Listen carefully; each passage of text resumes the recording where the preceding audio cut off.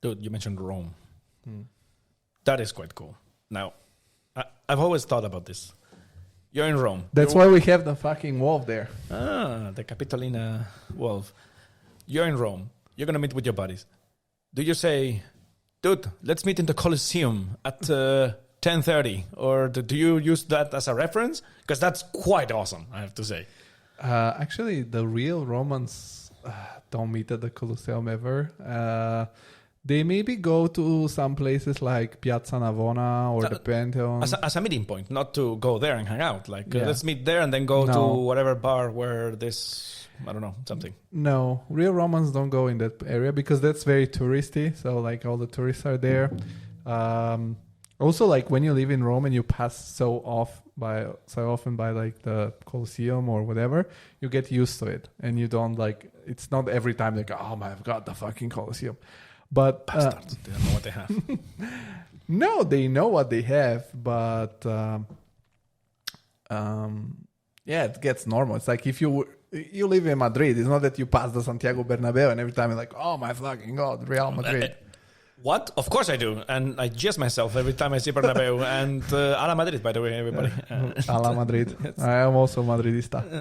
Damn. See? That's why we're friends. No, I did, like, the Colosseum is a very weird thing because I knew about the Colosseum before I knew it was the Colosseum. Because I told my dad, I remember this, I was a kid and I told my dad, Dad, I know there is this big old Roman building in Rome. Can we go see it? The one with the arches. And I think it's because before going to Italy, sometimes I would go to the work of my mom and there was internet there. So I could Google stuff. That was the first years of Google. Mm-hmm. And I remember I would Google Rome to see, because in our flat in Bulgaria, we had one picture of my mom and dad wedding. So for me, that was Italy. I would imagine what, like, they were in one of the Via del Corso, which is one of the most central street in Rome. And it was looking so pretty. So I imagined what is the rest of Italy. And I started Googling Rome and stuff. And I saw these pictures of the Colosseum, but I didn't know it was the Colosseum because I couldn't probably read the Latin alphabet and stuff. No, of course. But I knew there was this building, which is weird. You guys with your backward R's, I mean, you have to make things difficult. Yeah, I don't know. I didn't know. I don't know why we needed another alphabet, to be honest. Yeah, so... But it is cool, come on, like the monuments there, like, yeah, bro, let's meet, or the Pantheon, or the Navona, like, let's meet there and then go, I don't know, hang out... The Pantheon is pretty Salute cool. Mussolini in the corner, and no, wait, he died in the north, right, of Italy. He didn't die; they killed him. Yes, fair enough. They hang him by his feet. Is it true? Was he alive when they hanged him, or had he been shot and they hanged the body, or no. did they got him live?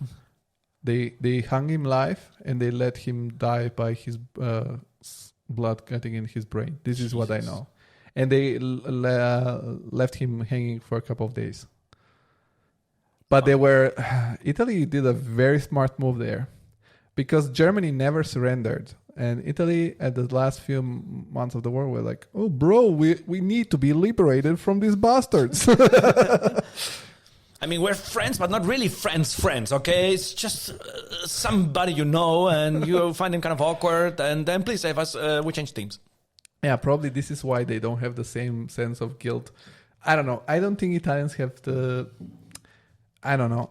Germans are much scarier, and I think that it's all right that they be like, as they are very feeling guilty about that era, because Italians can say something. Like now there is the far right in Italy and they say something, but you know they're not going to do it.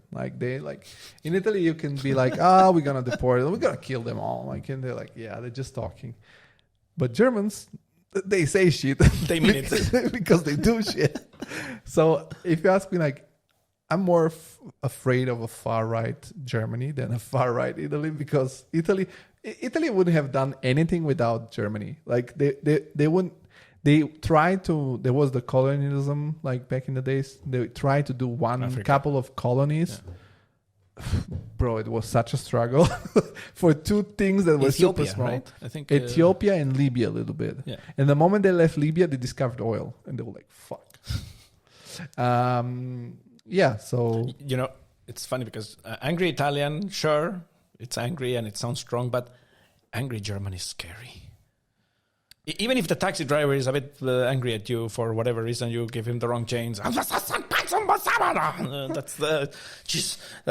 is scary, angry German. but they don't get angry.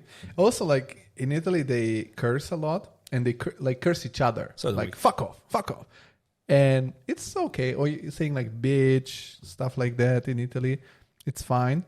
If you say it in Germany, they take it so seriously. Like if you say to somebody "fuck off," they're like, "Fuck off." Yeah, they barely curse ever. Yeah, Ever. they say shit, scheiße. That's it. Yeah, so Spanish we're more creative with that stuff, I think. We use a lot of Joder. expressions. Joder, of course. But a lot of things with mothers. I don't know why we have mothers and shitting on things. in Bulgaria too, mothers. Like we are all about the mothers. Poor moms.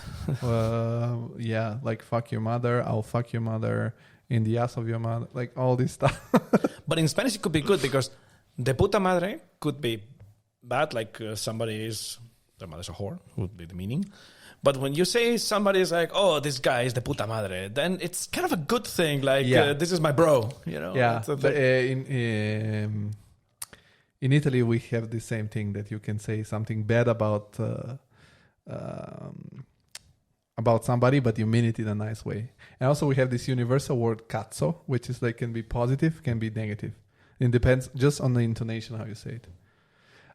You can say cazzo and then you just remember something, or you'll be like cazzo and you're impressed with something. Thing with the Germans, we did a test. So we proved this empirically. This is scientific stuff. We took a German guy and a Spanish guy and we presented to them a scenario. And we asked, what would be your reaction? So the scenario is, you're out of work, it's 6, 7 in the afternoon, you're tired, you're arriving to your car and you notice somebody next to the car fiddling, doing something to the car. What do you say?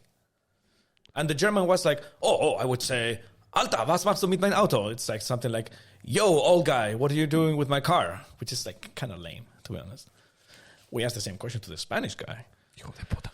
Hijo de puta, me cago en tu puta calavera. Like, we don't need to translate this thing, but a lot of things about shitting in somebody's dead body and stuff like that. Oh my It's God. Te cago en tu calavera. I get it now. Yes. Yeah, because Italian and Spanish are very similar. But talking about Rome, like one last thing, I was really cool when I started studying in high school because I studied in a school of arts.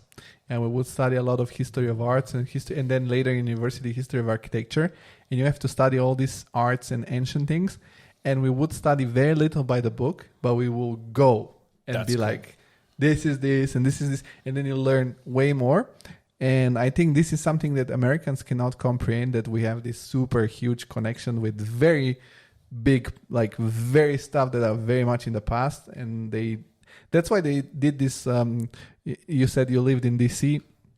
That's why they did all this stuff in the mall Neoclassic stuff. to look old, because they didn't have anything old. They hired a lot of also Italian guys like to do this neoclassic stuff because they don't have anything that it's really really old. I mean, in the South they have all the stuff that are left by the Maya and stuff that all the people that got Mexico. You mean? Yeah, of course.